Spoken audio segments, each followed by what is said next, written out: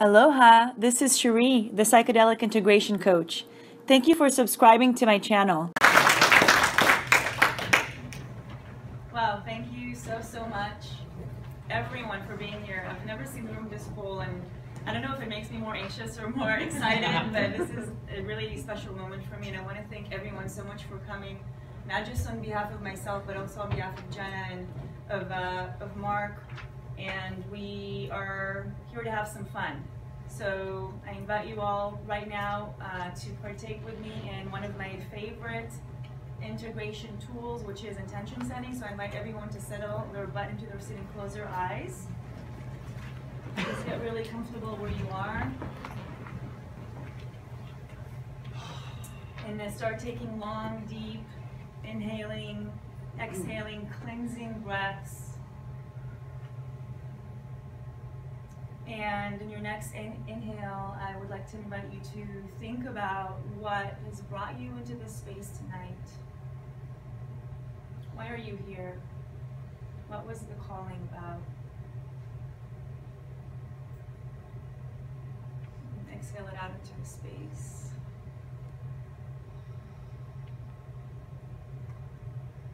In your next inhale, I invite you to think about what you would like to contribute to this space tonight. This is a collective space, a community conversation, co-creation. What's your part in this conversation? Inhale it in and let it go.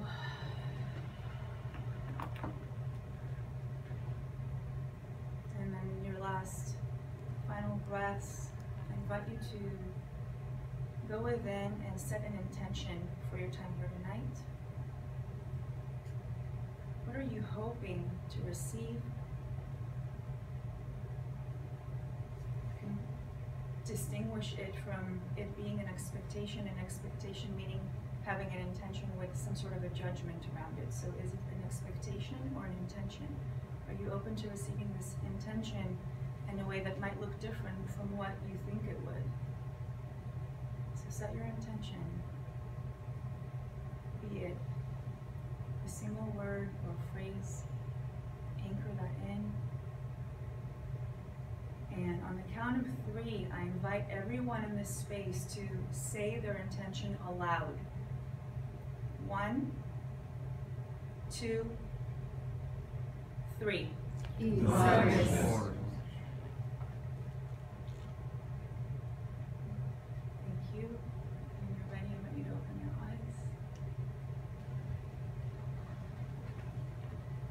Intentions lead the way tonight. It's not working.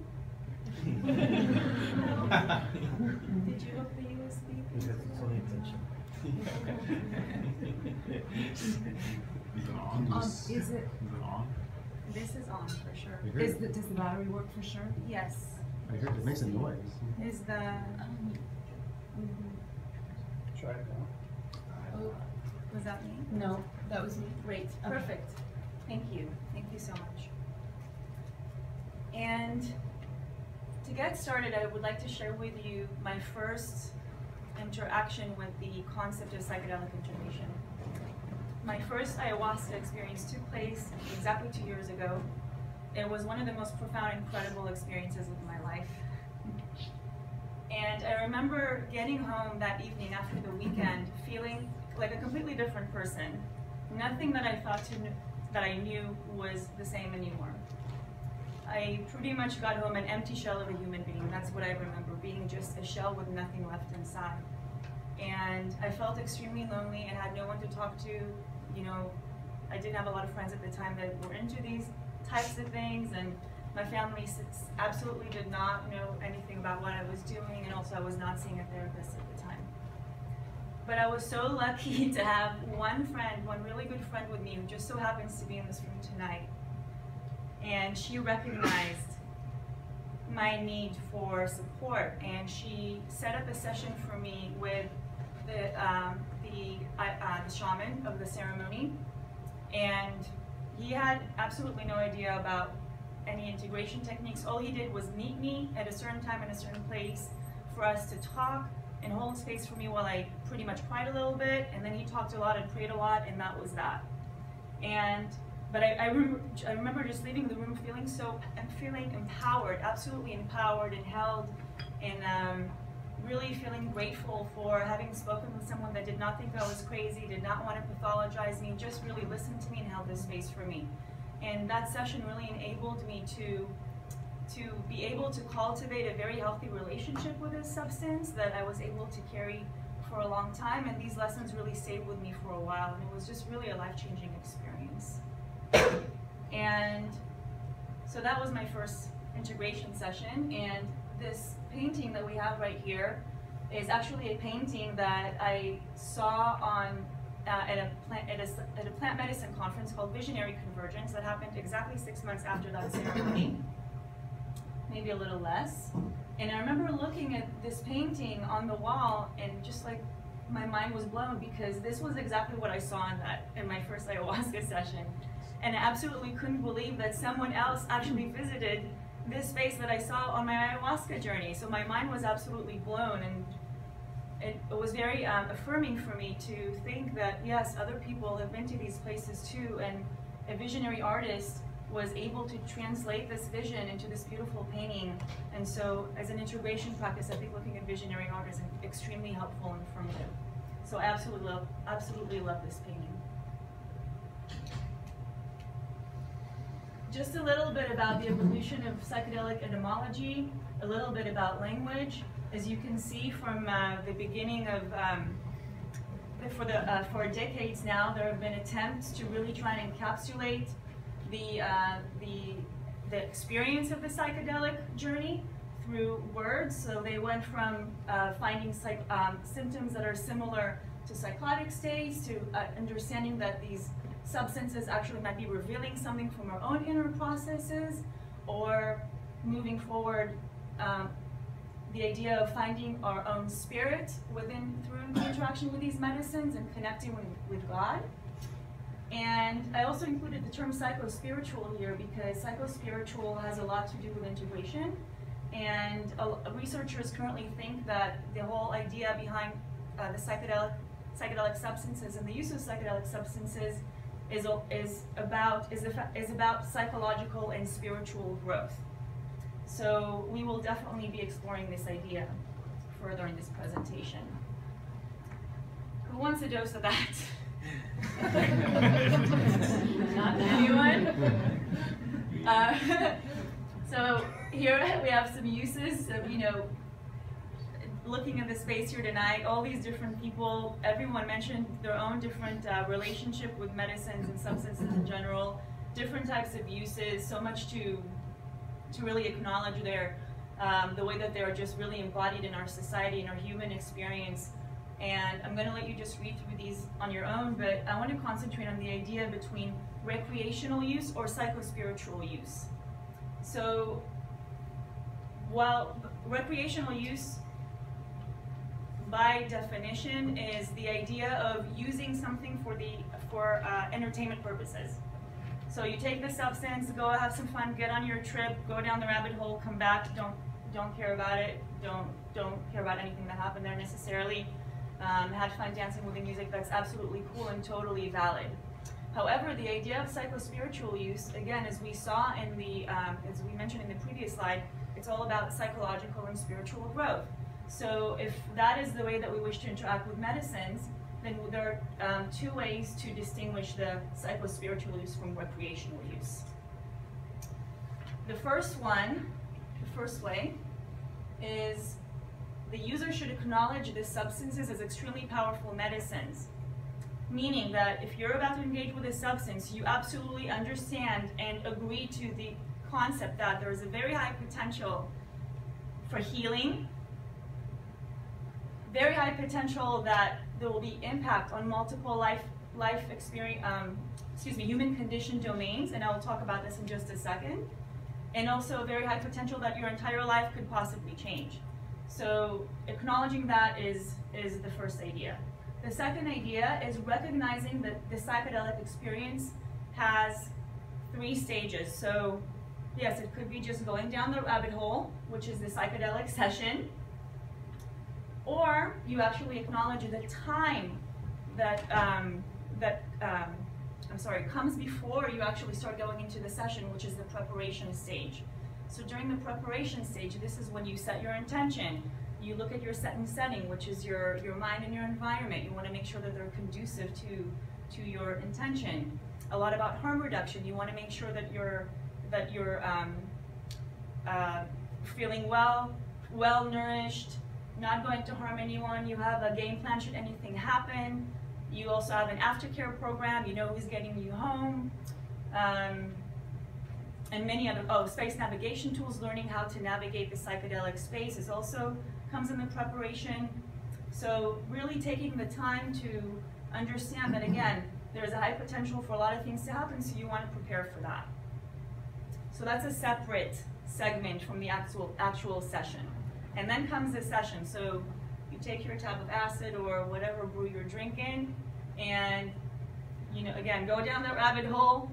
Be extremely fun. You want to surrender, of course, but you also want to have some sort of a game plan to navigate through that space, go into the transpersonal state, ego dissolution, time and space, everything disappears.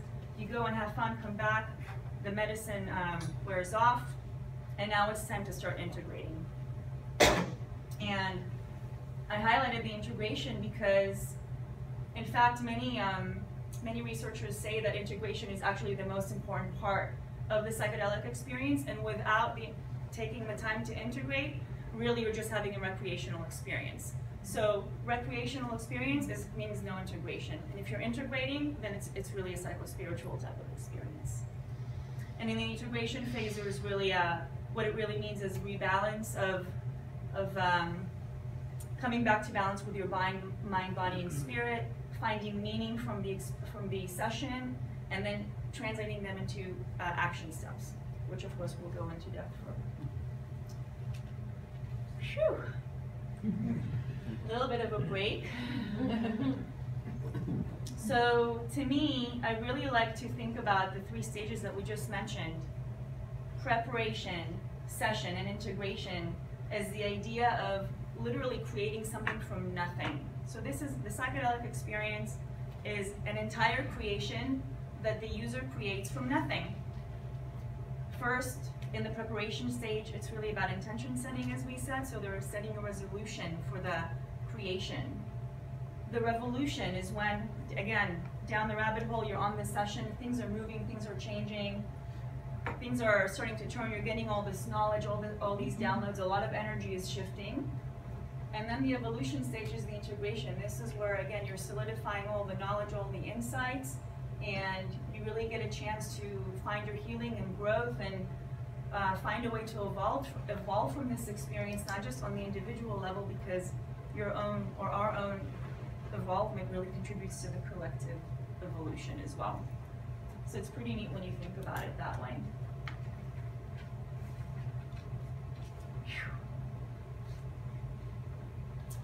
So here we have the idea that some of the potential effects from the psychedelic experience, as we mentioned, it can be a very impacting experience. These are the multi-life domains that I was talking about. The psychedelic experience is extremely powerful and can absolutely impact any user on the physical level, spiritually, emotionally, their mental health, obviously, psychosocial, which is the way that they relate to their environment and to themselves and their entire lifestyle. And this is just something that cannot be emphasized enough, and because there is such a high potential for all these domains to be affected, really the idea of integration is being a holistic, inclusive type of therapeutic modality, where none of these are really being left out. So integration is really about taking a look at all these different domains in the person's life and seeing how they have been affected, whether directly or in a non-direct way.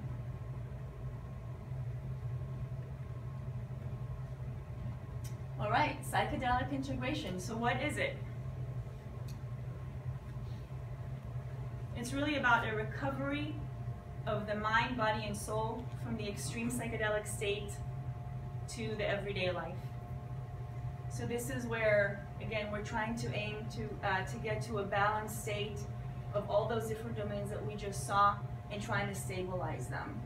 as well as taking the insights and the knowledge that were that the user encountered in the psychedelic state, which is a very healing state with a lot of potential. How do we take those insights and visions and hallucinations and colors and letters and sounds, and how do we take all of those and make meaning out of them? And translating the ineffable into resolute action steps that you utilize every single day, and that so you can for your own benefit and growth and learning. And the process of doing that is by a voluntary reinteraction with a peak experience, meaning through the different integration practices, you really go within and try to kind of revive or remember the visions that you encountered, and again, extending them into the usual mind. So one cool way to think about it or look at it would be the idea of assimilation versus accommodation. So assimilation would be, if you think about your mind, your cognitive mind structure, is you take all this incredible ball of information that you just got and you try to squeeze it into this little, very limited box of cognitive structure that you have in your brain. Versus the accommodation, where you take this same box that you had and you realize that you already have all this knowledge and insight that you had in there before you went into the experience, and now you literally have to completely tear apart the box and build a brand new one to accommodate this new information. So literally there is an expansion of your mind every time because you're trying to accommodate all this new information. Expansion of the mind, expansion of consciousness, of understanding, and this is the entire idea behind these substances being very expansive, expansive tools. And the idea of the continuum of care really talks about the time for integration.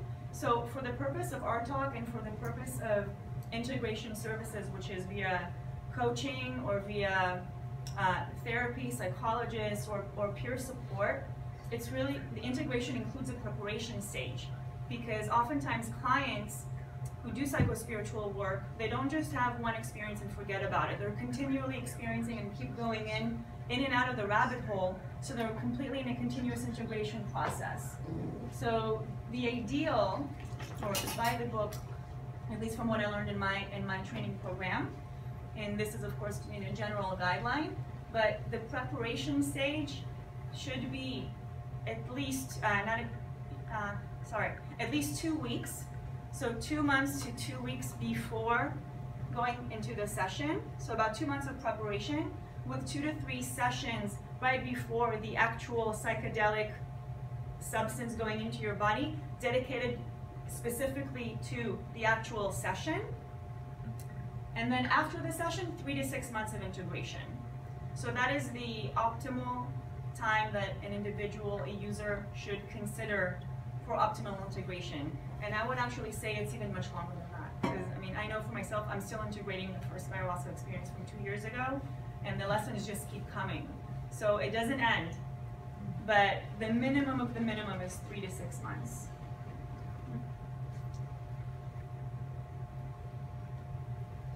This is integration right here. Just the idea of taking those sparks and allowing them to light up our path and our way into the rest of our journey. That's what it's about.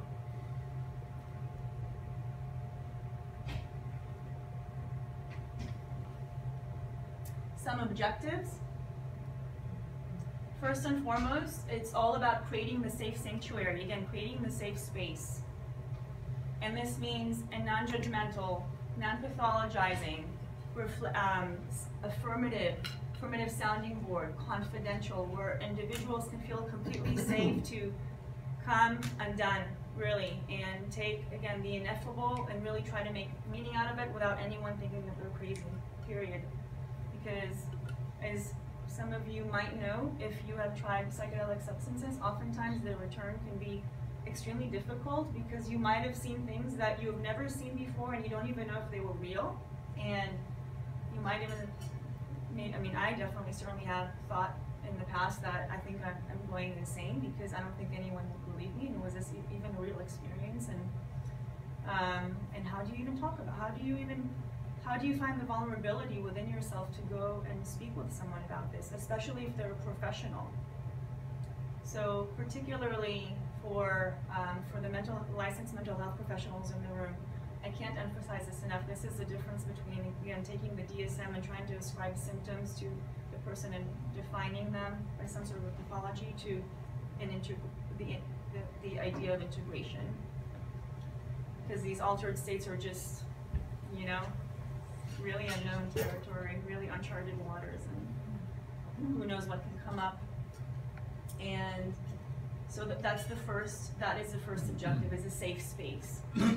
The second is for the purpose of harm reduction.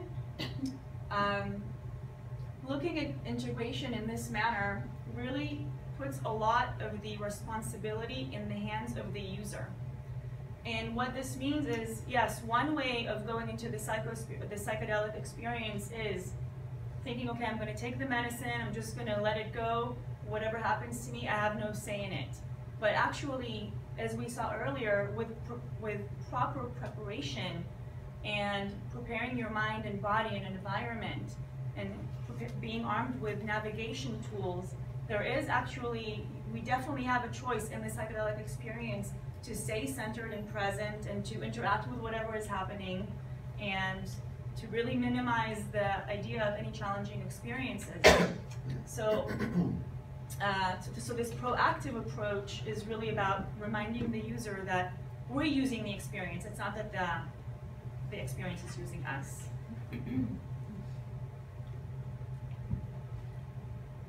And the third one is actualization.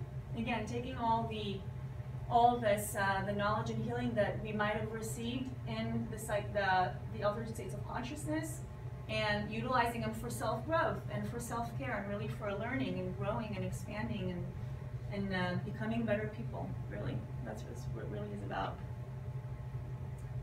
And last but not least, providing framework. I did write here a few examples of ways to provide framework. This is, again, about trying to take the ineffable experience, which is pretty abstract and amorphous, and trying to structure it a little bit. So these are some of the objectives of psychedelic integration within frameworks. Very general, of course.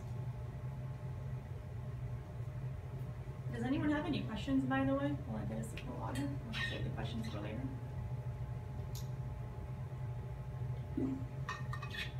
Silence is good. Perfect. All right. Actually, I have a question. Yeah. You were saying before that you felt that 1 to 2 weeks prior to what's afterwards. Where do you come up with these numbers? You've done this in your training? Yes. And that was based on someone has is that based upon someone has a system that they found that is applicable? Obviously, you're sharing it, but where did they come up with these numbers? It's a great question, and one thing to really keep in mind is psychedelic integration theory is really new, and people who are working on making it happen and trying to figure out as they go along. So this is particularly, I got that suggestion from an individual who's one of the first people to actually write entire manuals about psychedelic integration, and she runs a business with thousands of clients that she coaches. So I would say that this comes from her own experience of seeing the time that would be most beneficial for her clients to really prepare and integrate these experiences. So suggested 2 months, but no less than 2 weeks. And when you think about it, you know, the people that have been doing this for a long time, the curanderos, the ayahuasca shamans, you know, dieta starts at least 2 weeks before, or they say suggested about 2 weeks before. So they also suggest that you start your preparation about 2 weeks before. So, yeah, thank you for the question. A little bit about the idea of the psychedelic experience being a peak experience. Now, why is it so important? Why is it necessary? We live in a society that unfortunately does not really make room in any way for human beings to explore their consciousness and go deep into these altered states of consciousness via these specific medicines. As we know, most of these tools that we're talking about, they are illegal in the United States of America. Also, our medical model, especially the mental health medical model, as we know, it has a tendency to pathologize anything that is different or is not scientific or evidence-based. Excuse me. As well as even our language, you know, our language, when you think about it, we don't even have words to put into these experiences, whereas other cultures where the spiritual and mystical experiences, they have entire vocabularies dedicated just to these states, but we don't. Isn't that interesting? So even language-wise, we're not allowed to talk about it because language was a construct that was invented by our society. And so because we know we don't have because of these regulations, basically they're telling us, you cannot do it, you're not allowed to feel this, and you are not allowed to talk about it. And the fact of the matter is that, you know, all said and done, research shows that psychedelic use not only has stopped until these regulations came into place, it's actually on the rise, and it's rising every year. So what are all these people doing? Where are they going to go? Who are they going to talk to? So just like, you know, many other experiences that once in the past still are, unfortunately, you know, for example, you know, sexual orientation, you know, that, and in some states I think it's still illegal, or at least they still have sanctions against particular orientations. So there wasn't any room to talk about these things, but society had to get accustomed to the fact that people are doing different things, so we have to accommodate and at least provide service for these individuals to do it in safety, really. So a lot of the idea of integration is providing safety and support, emotional support for individuals who choose on their own to undergo peak experiences. All right, and since you know, we just mentioned that integration is relatively so new, and the researchers and those who are really doing the work are figuring out as they go along. A few theories that could be really useful for understanding how integration could work is these theories over here. Well, all of them, the humanistic, transpersonal, the Jungian, all of these theories have root in spiritual and existential ideas, and these are really the forefathers of integration in many ways. Carl Jung particularly, which interestingly enough, and we have at least one Jungian analyst here that I know of, and you can correct me if I'm wrong, but I don't think I'm wrong, because I did read that he was actually against psychedelic substances, and he did not really believe in the state that psychedelic substances offered, nor the healing. However, if you look at his red book, all of his illustrations look like ayahuasca. Okay, so a lot of people consider him to be a modern day shaman, which is absolutely incredible. And you know, all of his theory, which is based on, you know, archetypes. Archetypes are oftentimes seen in the psychedelic realm. The idea of numinosity, the idea of God, alchemy, the alchemical process of that, which alchemy means taking a base metal, the process of taking a base metal and processing it into gold.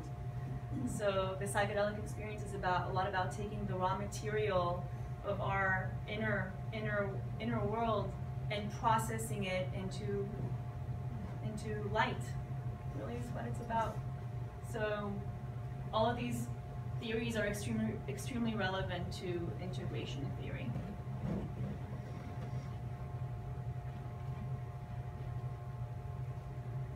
All right, this is just particular strategies of working with, again, the multi-domain that we discussed earlier, some things that might come up during the integration pertaining to each of these domains. So for example, in emotional, we have, oftentimes there might be a need to work on emotional regulation, shedding the past. A lot of the work about psychedelic integration and psychedelic work in general is about letting go and peeling the layers.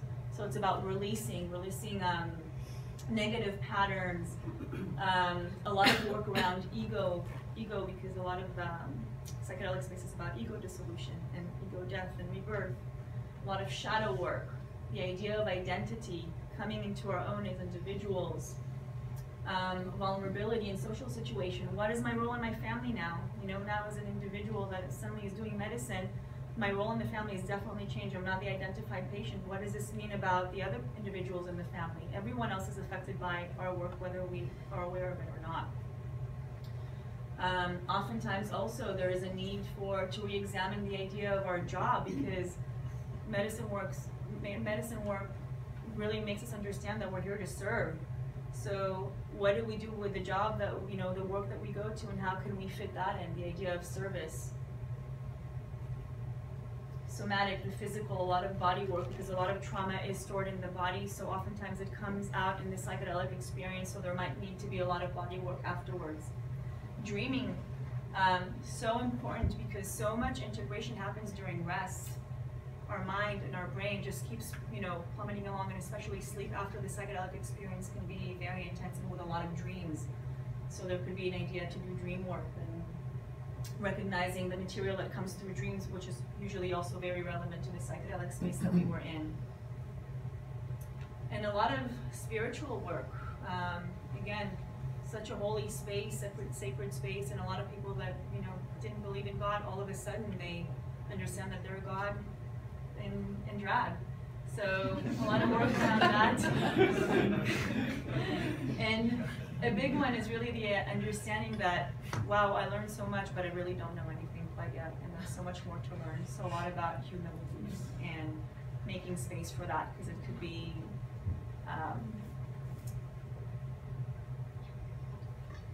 letting go into that idea can be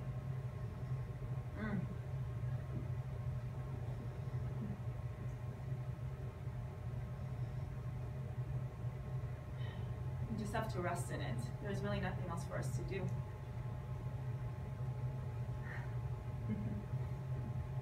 The acceptance.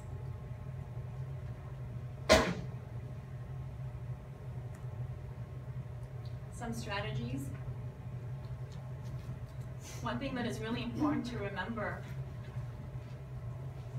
is that the psychedelic experience is, as we mentioned, is not limited to the experience itself. In fact, the experience itself is only one chapter out of a very, very long book. So the journeys, the medicines, and again, people that do psycho-spiritual work oftentimes tend to continue doing the work. So, you know, you can take ayahuasca, and then you can take mushrooms, and you can take LSD over the course of 6 months, and they're all talking with one another. And all of a sudden, you get a revelation about this thing that happened 5 months ago. And it just, the time in between, in your meditations, other things come up. So it's a really long, continuous process. And understanding that, again, the experience is just one very small step out of a long journey can actually be very helpful for perspective. Because oftentimes we feel like, you know, we haven't received the answers that we were hoping for or looking for. And then holding in our hearts that there is a possibility that next time the user does the work, maybe there'll be something, you know, another piece of information will be granted that it can actually be very empowering and very soothing to remember. So that's about the continuum. And then another really important piece to remember is the interconnectedness between the mind and the body. You cannot look at this picture, as my husband says, and say there is no connection between mind and body. This is the central nervous system, which starts in the brain, obviously, but all the nerves go all the way down our limbs and into every part of our body. And this one on top is really cool too, because this shows feelings and emotions, and feelings are really energy. Feelings are emotions, energy in motion. So feelings are energy moving throughout our body, and as you can see here in this diagram, you can see how different energies can be stored in different areas of the body. So understanding that they could be trapped, traumas can be trapped in different areas, for example. And how do they materialize, again, in the days after the integration? Suddenly we have a pain in our leg, you know, or a pain in our chest, or, I don't know, a headache. what does this mean? Are you raising your hand? Yeah, sorry, Yes. I have a quick question. So the table of the charts, I guess it shows like it's a body heat map. Yes, this is temperature. So do you have any idea how many subjects there were in order to get like a rough, a common factors to say, yeah, for example, that represents anger, that represents fear, etc., etc. Because if that's the case, then perhaps more people don't know about it. You know, that's a great question, and maybe someone else in the room will be able to answer it later. I think people that do body work are very aware of this. For example, I think, well, we do have a scientist here that you do imaging and stuff like that. Is that a question that you might be able to All I answer? can say is I've seen this before, and I can't answer this question. Hopefully someone can, the people who made it. Okay. Yeah, so, but I have seen it before. Yeah, and it's a great question. Why more people don't know about it? That's a good one. But you That's know actually what? two questions. There are so many really, really important and useful things that most people don't know about.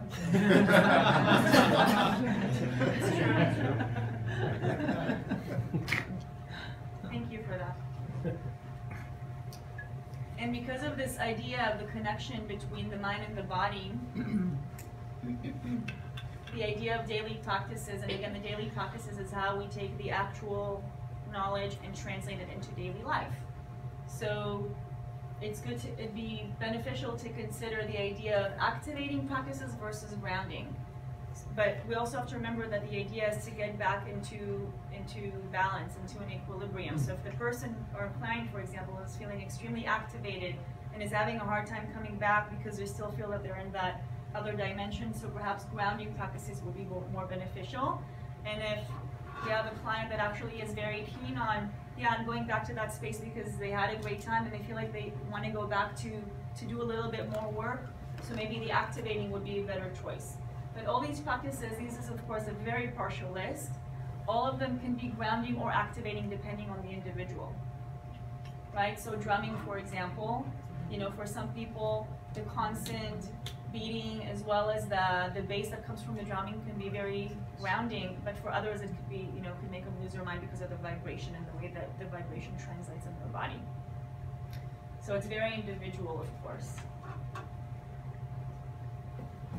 All right. We're nearing towards the end of the presentation here. Some of the benefits of integration. 95% of the insight and knowledge gleaned in the psychedelic altered state happens in integration. Say that one more time. 95% of the insights and knowledge gleaned in the psychedelic state, the retention happens in the integration. 95%, that's pretty high. So again, if you're not doing the actual work once the trip is over, you almost didn't do anything except have a recreational experience. Again, comparing recreational to psycho-spiritual for the purpose of learning and growth. And again, another very partial list, so many more things that I'm sure if we went around the room, everyone will have something to add. But what's really cool about it is that we're able to achieve all these benefits in probably a much shorter duration of time than we would have been able to if we did not have access to these altered states. Yeah, and actually I would like to exemplify that with a case study about me, if I may. So, about 6 months ago, I had a very disturbing incident happen to me that made me realize that I have an absolute terrible fear of public speaking, to a point that I have panic attacks and my heartbeat shoots so fast that I just feel like I'm gonna faint. And not just public, like in a room like this, but also literally like face to face, because I don't know, I got in a fight with someone, they put me down, I felt completely disempowered, and it was a very interesting incident for me. So I realized that I have a choice. I was presented with this problem and this reflection about my personality, and yeah, it was extremely painful, but I realized that I have to do something about this, especially with my line of work. Like, I'm starting to speak in front of people, I host groups, like I can't afford to have public anxiety anymore. So I started putting in an intention through my medicine ceremonies. Help me find my voice, help me clarify my voice, help me connect to my heart. And what was interesting was throughout all these different journeys, which were with different substances, at different times, no particular order, even if I didn't make that specific intention for that specific journey, I always received some sort of a lesson that in hindsight, I now see how it literally completed a piece of a puzzle, which was absolutely incredible. So for example, I wanted to clarify my voice. All of a sudden, I was taken into a childhood trauma where my parents made me feel they're extremely shamed and I couldn't answer back.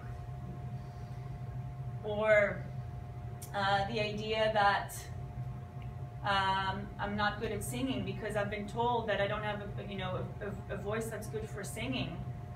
Or ideas of confidence and self-worth because of other things that happen in my life. And physical healing. I was actually told and shown on an ayahuasca session that my shoulders are not open enough to have my voice come out. So she literally worked on my spine and on my ribcage to open up my vocal cords. It was absolutely incredible. So I received all these lessons continuously. And then during that time, between the sessions, I have a daily practice of my self-care, when I also, it's also my integration, obviously. It includes different various things, but particular tools that I use in these last few months were journaling, meditation, of course, a lot of prayer, a lot of like personal affirmation. I actually even received a mantra during one of my journeys, and I started saying it every day. Playing music, all of a sudden, I felt like really the need to play music and start singing, and my husband got me a guitar so I can start practicing. And another thing, that a friend, okay, so this is where it gets super cool. The same friend that led me to the integration session with my shaman, my first journey that I had, she also told me about Toastmasters, which I never even knew what that was, but for those of you who don't know what it is, it's a public speaking club where you literally, you get to stand in front of strangers and practice, whether you need, it's a good space to cry, to melt, to have a breakdown. Everyone is accepting you. You just practice public speaking, and everyone has the same issue. Everyone just wants someone that's extremely supportive environment. So I signed up to 2 clubs. So I go every week twice, not just once. And then 6 months later, I'm having this public speaking talk for the first time in my life. And I'm able to look everyone in the eye. I'm not crying. I'm feeling pretty good. I feel like I had a pretty good presentation. So I feel like the integration works.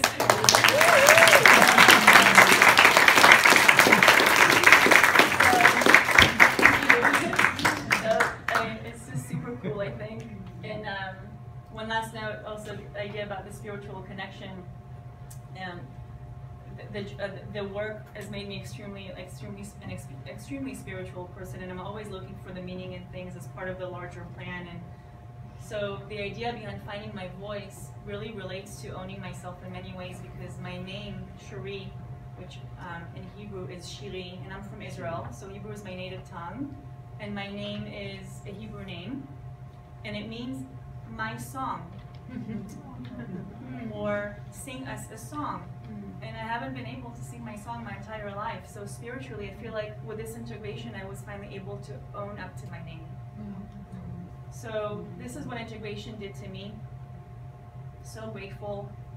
And what's the bottom line? Who knows? We really just have to, embrace the crazy. This journey is just one long crazy ride.